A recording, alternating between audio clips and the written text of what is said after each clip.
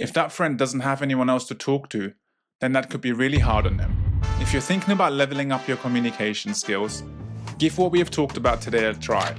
Let me give you the ultimate hack to feel like a master communicator. I get it. The lighting always seems great in the bathroom, and after all, what is the best picture to use? I thought maybe the most effective thing to do for both men and women is to have a Welcome back to Real People Real Talk. My name is Bobby, and if you're new here, welcome. This channel is dedicated to making life that little bit easier by talking about everyday scenarios, learning from those experiences, and becoming just a little bit better every day. In this video, I want to share some of the interactions and conversations I've had over the last week. We will touch on dating app optimizations and a valuable communication trick. I'm hoping that by sharing some of this, we can learn something new and maybe implement some changes that will make it easier for us going forward.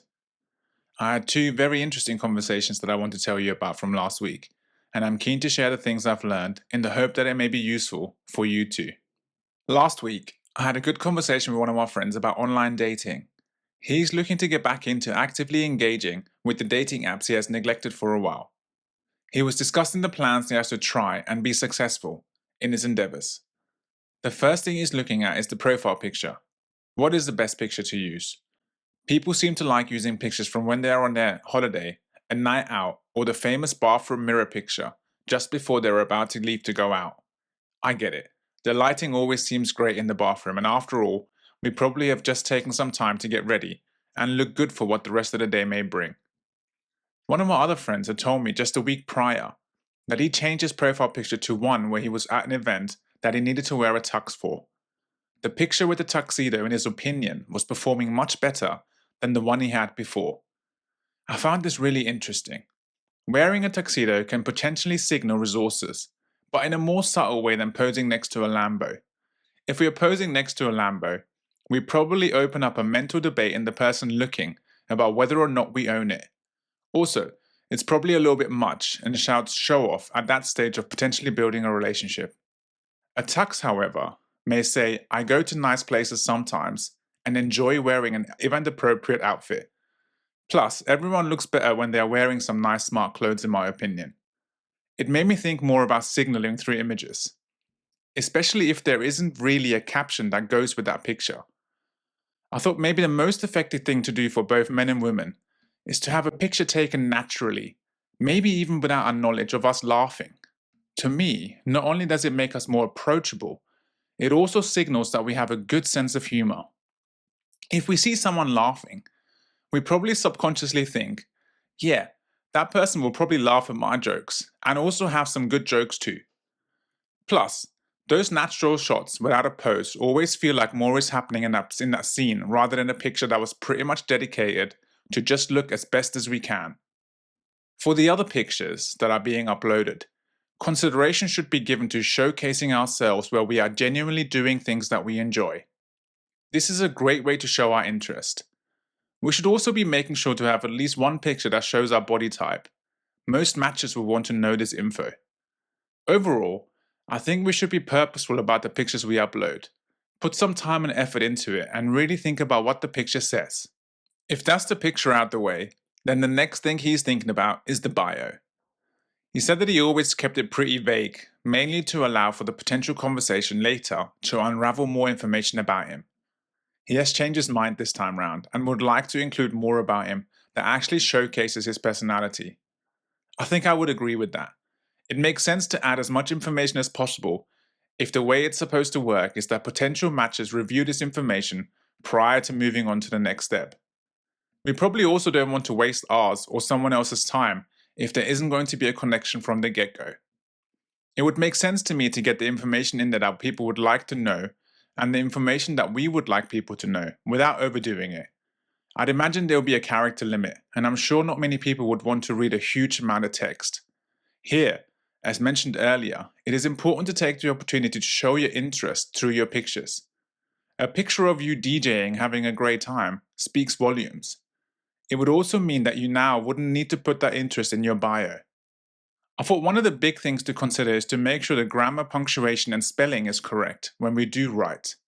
I can see potential good matches being put off by that, because to me it signals not taking enough care and attention with it. Lastly, I imagine it would be good to be specific about what we are looking for in a potential mate and the relationship. Once the pictures and bio are taken care of, I guess the next thing he has to think about is his opening line to any matches he does get. This can be tricky. I think we all want to say something cool or memorable, and maybe we overthink it, try to be funny at a time whereas the other person may not be ready for that. At the same time, we probably don't want to say the thing that everyone else says. I thought it would be pretty cool to use something that he sees from someone's pictures or their bio and utilize that information to start a conversation. It really shows that we have paid attention beyond just looking for that initial attraction. After that, I would always think that many will be successful by being genuinely curious about the person they are talking to. Hopefully though, once we have casted a smaller net by making sure our pictures and bio show more of who we are, the person we match with will be just a little bit easier to build a connection with. Let me be really honest here though. I have absolutely no idea about this at all. I got married 9.5 years ago and have not actually used a dating app before. I do find it incredibly interesting from a human behavior perspective, especially because it's such a prominent thing in many people's lives today. Hopefully, some of the things we talked about here will be useful. It's a struggle out there for many people, and I would love to see more people get together with their new significant others. The good thing about online dating is that you'll get real-time results for the changes you are making on your profile.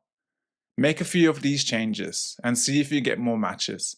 If not, then some other tweaks may have to be made.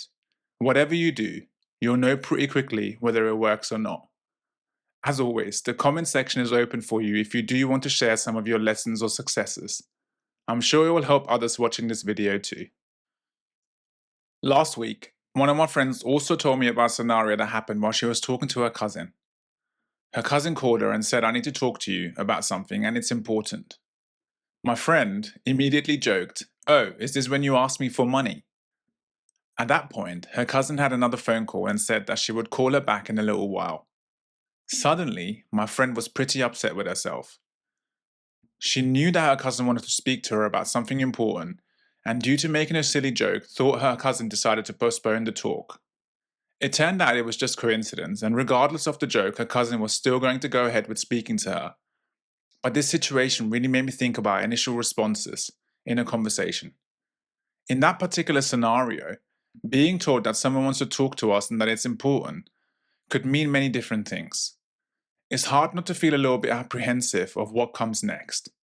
With that in mind, we may try to lighten the weight that we feel due to the ambiguity, and so a joke to potentially make ourselves giggle and also gauge the humor levels of the other person may feel like a good idea.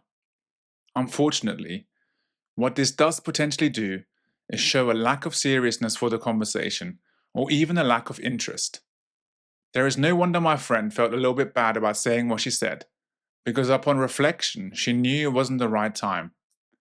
We could argue that the reflection came because of the phone call ending the way that it did. If it hadn't, then she may have never felt the way she did. Either way, it's a good reflection, and going forward, she will most likely refrain from making a joke during that type of conversation.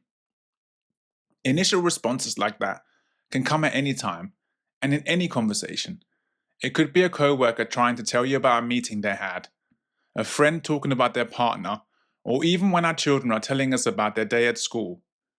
The thing to focus on is to help the other person to keep talking, rather than stopping them in their tracks with the response we want to give. The responses we do give may just discourage them to continue. For instance, if my daughter is telling me about her day at school, and the first thing I say is a pressing question that's on my mind about school, that's a very simple case of a bad initial response. She will either stop building on what she was already saying, or get a little annoyed and say, "I was telling you about my day." My response, of course, would be, "Yeah, go ahead." And she could potentially then decide she doesn't want to anymore, dismissing it, saying it's not important. Equally, if our friend says, "I need to talk to you about my boyfriend," and our initial response is to say, "Joe is such a great guy, you guys seem really happy," she may decide that it may not be the right time to talk about the argument that is had. If we get into a habit of having responses like that, before actually listening to what is going to be discussed, we will most likely induce our friends to choose someone else to talk to about these things. And sadly, if that friend doesn't have anyone else to talk to, then that could be really hard on them. I've been working on this for a number of years now. I was certainly in a place where I had this bad habit and had to figure out a change. This was mainly due to the fact that I started to notice that people would bring something up, and later on in that day, it will come back to me, and at that point I would realize we never closed the loop on that particular thing. As this was happening often, I consciously focused on really listening and understanding what someone was telling me before I spoke. Let me give you the ultimate hack to feel like a master communicator. Sure, you need to be able to maintain someone's attention as you speak, but a huge proportion of communicating well comes from being able to stay attentive. It comes from listening and showing someone that you are really taking it in. In order to do that, we will need to get rid of a lot of the stock initial responses that we have. The jokes to cut through discomfort, the questions that are on our mind that we feel we need to get out, the assumptions we make due to what history has taught us, and even the feelings we feel and want to convey at that very moment. Truth is, our time to respond will come, but when the other party is in conversational flow, we just need to let it run. Sometimes during that process, we realize that a response may not have been needed. Congratulations, you have just sat in the mud with your friend, partner, or family member, and without saying too many words, made them feel substantially better than they did before. For them, this would have felt like they had a great conversation. My point here is that not saying anything can work as long as the other party feels like they have our attention. If it feels like we should say something, then there's 3 magic words that will be our superpower. Tell me more.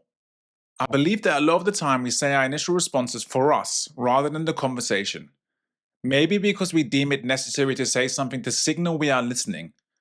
It could be that, like my friend, we feel like saying something to address the discomfort we may be feeling, or we just got used to this idea that it has to go back and forth the whole time. Unless we're asking questions to clarify what the other person is saying, I really don't think there is a need for the back and forth to happen. In my opinion, conversation should be more like one person takes a turn, then the other takes their turn, rather than both going at the same time, trying to maintain possession of the most words spoken award. We all have some work to do here. However much I focus on it, I do still catch myself butting in at times, and saying things that probably could have waited.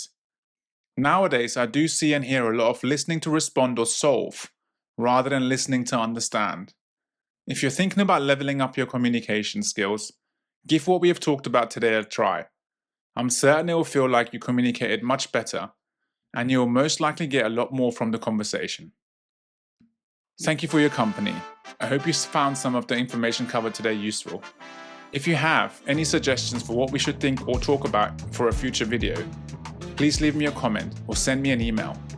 I would love to hear from you. My name is Bobby, and this is Real People Real Talk. Thank you for watching, and I hope to see you again very soon.